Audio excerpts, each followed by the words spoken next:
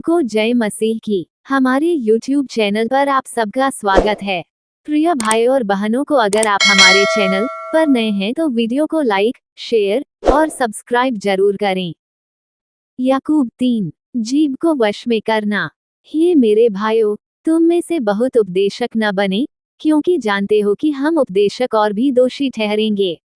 इसलिए कि हम सब बहुत बार चूक जाते हैं। जो कोई वचन में नहीं चूकता वही तो सिद्ध मनुष्य है और सारी देह पर भी लगाम लगा सकता है। जब हम अपने वश में करने के लिए घोड़ों के मुंह में लगाम लगाते हैं, तो हम उनकी सारी देह को भी घुमा सकते हैं। देखो, जहाज भी यद्यपि ऐसे बड़े होते हैं और प्रचंड वायु से चलाए जाते हैं, तो भी एक छोटी सी पतवार के द्वारा मांझी की इच्छा के अनुसार घुमाए जाते हैं। वैसे ही जीभ भी एक छोटा सा अंग है और वह बड़ी बड़ी डीगे मारती है। देखो, थोड़ी सी आग से कितने बड़े वन में आग लग जाती है। जीभ भी एक आग है। जीभ हमारे अंगों में अधर्म का एक लोक है और सारी देह पर कलंक लगाती है और जीवन गति में आग लगा देती है और नरक कुंड की आग से जलती रहती है। क्योंकि हर प्रकार के वन पशु, पक्षी और रेंगने वाले जंतु और जलचर तो मनुष्य जाति के वश में हो सकते हैं और हो भी गए हैं, पर जीभ को मनुष्यों में से कोई वश में नहीं कर सकता। वह एक ऐसी बला है जो कभी रुकती ही नहीं, वह प्राणनाशक विष से भरी हुई है। इसी से हम प्रभु और पिता की स्तुति करते हैं और इसी से मनुष्यों को जो परमेश्वर के स्वरूप में उत्पन्न हुए हैं शाप देते हैं। एक ही मुंह से धन्यवाद और शाप दोनों निकलते हैं। हे मेरे भाइयों, ऐसा नहीं होना चाहिए। क्या सोते के एक ही मुंह से मीठा और खारा जल दोनों निकलता है? हे मेरे भाइयों, क्या अंजीर के पेड़ में जैतून या दाख की लता में अंजीर लग सकते हैं? वैसे ही खारे सोते से मीठा पानी नहीं निकल सकता। नीतिवचन 18:21। जीभ में जीवन और मृत्यु की शक्ति है और जो लोग इसे काम में लाते हैं वे इसका फल खाएंगे। नीतिवचन 18:21 हमें बताता है, जीभ की शक्ति में मृत्यु और जीवन दोनों होते हैं। इसका मतलब है कि हमारे शब्द चोट पहुंचा सकते हैं या चंगा कर सकते हैं। हम हर दिन इस शक्ति का उपयोग कैसे करें, ये हम चुनते हैं। अगर हम विनम्रता से बोलते हैं, तो हम जीवन के पेड़ की तरह खुशी और शांति फैलाते हैं। हालांकि कठोर शब्द जैसे कि बिना सोचे समझे बोले गए शब्द या गपशप दर्द और परेशानी ला सकते हैं। जो लोग बात करना पसंद करते हैं, उन्हें अपनी बातों से अच्छे या बुरे नतीजे भुगतने पड़ते हैं।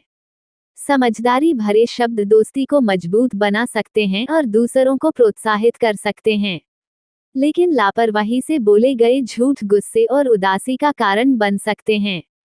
बाइबल हमें सिखाती है कि हम जो बोलते हैं उसमें सावधानी बरतें, क्योंकि इसका न केवल दूसरों पर बल्कि हमारे अपने जीवन पर भी गहरा असर होता है। नीतिवचन 12:18 है कि बोलने से पहले सावधानी से सोचना क्यों महत्वपूर्ण है। जीभ पर नियंत्रण। याकूब 1:26। जो लोग अपने आप को धार्मिक मानते हैं और फिर भी अपनी जीभ पर कड़ा लगाम नहीं रखते, वे अपने आप को धोखा देते हैं और उनका धर्म व्यर्थ है। चेतावनी देता है कि जो कोई सोचता है कि वह धार्मिक है, लेकिन अपनी जीभ पर नियंत्रण नहीं रखता, वह खुद को धोखा दे रहा है। उनका धर्म बेकार है। नीतिवचन 13:3। जो अपने होठों की रक्षा करता है, वह अपने प्राण की रक्षा करता है, परंतु जो बिना सोचे समझे बोलता है, वह नाश हो जाता है। सिखाता है कि जो लोग अपने मुंह पर लगाम लगाते हैं, वे अपने जीवन की रक्षा करते हैं, जबकि जो लोग बिना सोचे समझे बोलते हैं, वे बर्बाद हो जाते हैं। भजन 34:13 हमें सलाह देता है, अपनी जीभ को बुराई से और अपने होठों को झूठ बोलने से रोके रख। नीतिवचन 21:23। जो लोग अपने मुंह और अपनी जीभ पर नियंत्रण रखते हैं, वे विपत्ति से बचे रहते हैं। अपने शब्दों पर लगाम लगाओ और तुम मुसीबत से बच सकते हो। नीतिवचन 21:23 इस बुद्धि पर जोर देता है। अगर तुम अपने मुंह पर लगाम लगाओगे, तो तुम विपत्ति से दूर रहोगे। झूठ बोलने या कठोर भाषण से अक्सर अव्यवस्था पैदा होती है। हम जो बोलते हैं उस पर नियंत्रण रखकर हम अनावश्यक झगड़ों और समस्याओं से दूर रहते हैं। यह मार्गदर्शन हमें अपने जीवन में शांति पाने में मदद करता है। भजन संहिता 34:13। अपनी जीभ को बुराई से और अपने होठों को झूठ बोलने से रोके रखो। भजन संहिता 34:13 हमें बताता है कि हमें अपनी जीभ को बुराई से दूर रखना चाहिए और अपने होठों को झूठ बोलने से रोकना चाहिए। यह आयत हमें अपनी बातों पर नियंत्रण रखने के महत्व को दर्शाती है। हमारे द्वारा चुने गए शब्द चोट पहुंचा सकते हैं या चंगा कर सकते हैं, जीवन या मृत्यु ला सकते हैं।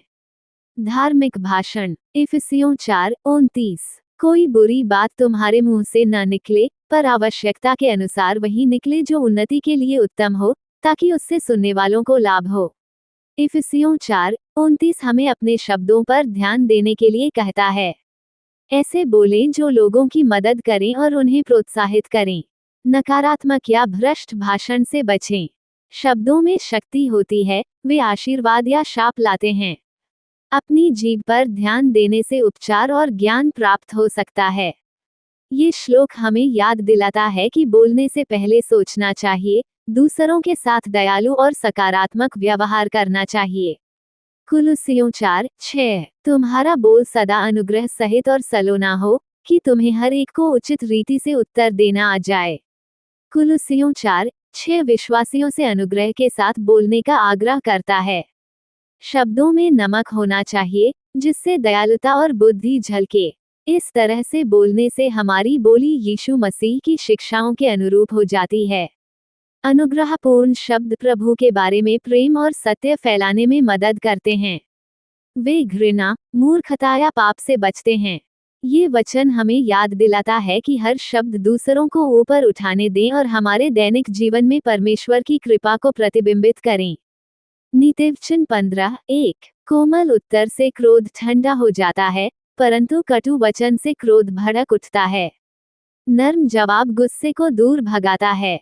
नीतिवचन 15:1 कहता है कि कोमल शब्द तूफान को शांत कर सकते हैं, लेकिन कठोर शब्द और भी ज्यादा परेशानी खड़ी कर सकते हैं। यह आयत दयालु भाषण की शक्ति को दर्शाती है। शब्द घाव भर सकते हैं या चोट पहुंचा सकते हैं। अच्छे और कोमल शब्द शांति लाते हैं। इससे ये स्पष्ट होता है कि हम दूसरों के साथ कैसे बोलते हैं, ये हमारे जीवन में बहुत मायने रखता है। नीतिवचन 10:11 धर्मी का मुंह जीवन का सोता है, परंतु दुष्टों का मुंह हिंसा छिपाता है। नीतिवचन 10:11 में वाणी की शक्ति के बारे में बताया गया है। इसमें कहा गया है, धर्मी का मुंह जीवन का सोता है, परंतु दुष्टों का मुंह हिंसा को छिपाता है। यह आयत दिखाती है कि शब्द कितने महत्वपूर्ण हैं। धर्मी लोग अच्छी बातें बोलते हैं, वे दूसरों को जीवन और खुशी देते हैं। उनकी वाणी उनके आसपास के लोगों को चंगा करती है और उनकी मदद करती है। इसके विपरीत, दुष्ट लोग अक्सर अपने शब्दों के पीछे हानिकारक इरादे छिपाते हैं। वे झूठ बोल सकते हैं या गपशप फैला सकते हैं, जिससे दूसरों को दर्द और परेशानी हो सकती है। जीभ का इस्तेमाल आशीर्वाद या शाप देने के लिए किया जा सकता है। समझदारी से चुनें कि आप क्या कहते हैं, क्योंकि यह आपके आसपास के लोगों के जीवन को बना या बिगाड़ सकता है। गपशप और झूठ से सावधान रहें।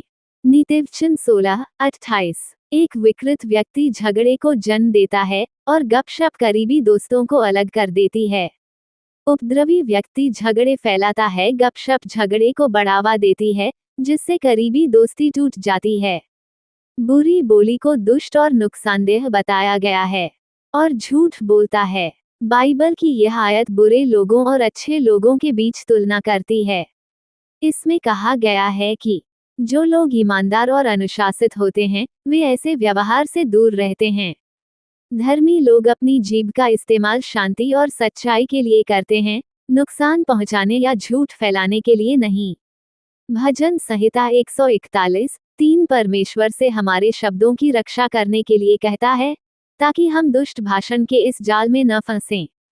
नीतिवचन 11:13 गपशप करने वाला विश्वासघात करता है, परंतु विश्वासयोग्य मनुष्य रहस्य को गुप्त रखता है।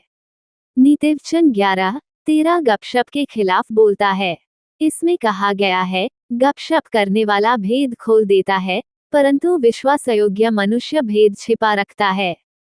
गपशप से भरोसा टूट सकता है और दूसरों को ठेस पहुंच सकती है। मूल्यवान मित्रता अक्सर भरोसे पर निर्भर करती है। गपशप झूठी गवाही फैलाने जैसा है, जिसके खिलाफ मसीह यीशु का सच्चा दोस्त या अनुयायी ऐसी बातों से दूर रहता है। वे दूसरों के रहस्यों की रक्षा करते हैं और सावधानी से बोलते हैं। आत्मा के फल जैसे कृपा और धीरज को महत्व दें। निर्गमन 20:16। तुम अपने पड़ोसी के विरुद्ध झूठी गवाही नहीं दोगे। निर्गमन 20:16 9वीं आज्ञा है। इसमें कहा गया है, तुम अपने पड़ोसी के खिलाफ झूठी गवाही नहीं दोगे। इस नियम का मतलब है दूसरों के बारे में झूठ नहीं बोलना। झूठ लोगों को बहुत नुकसान पहुंचा सकता है और उन्हें बहुत दुख पहुंचा सकता है। आज्ञा सत्य के महत्व पर प्रकाश डालती है। झूठ बोलने से विश्वास और रिश्ते नष्ट हो सकते हैं। ईश्वर ईमानदारी को महत्व देता है। वह चाहता है कि हम हमेशा सत्यनिष्ठ रहें, केवल वही बोलें जो सही और अच्छा हो।